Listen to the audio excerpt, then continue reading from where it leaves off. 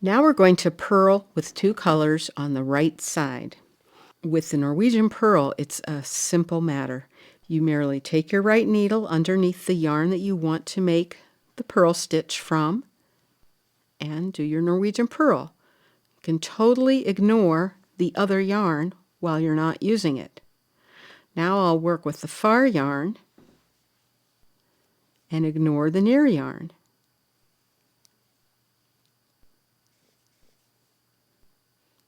The yarns are stranding on the back, just naturally, since that's where the yarns are being held.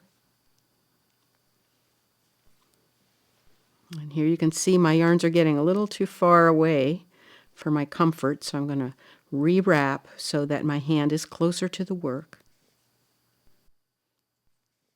When purling Continental on the right side in two colors, the near yarn is dominant.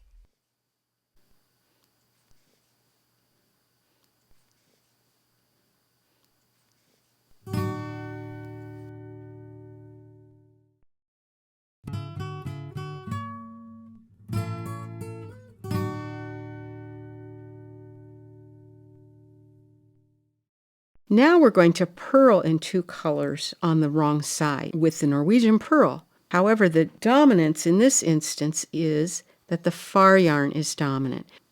I'm going to switch the position of my yarns so that my dominant green yarn is farther away, and now I'll begin purling. On the wrong side, you need to bring the needle from behind both of the yarns, and then you just pick the yarn you want for your Norwegian Purl. To purl the far yarn, I again go behind both yarns into the stitch and pick up the yarn and bring it forward and out through the stitch. Now, it looks as though there's a twist in the yarn when you work with the far yarn, but it isn't actually building up a twist.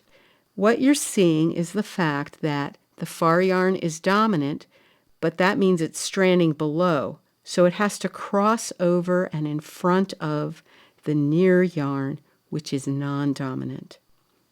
As long as you pick up your yarn above that cross, you're fine.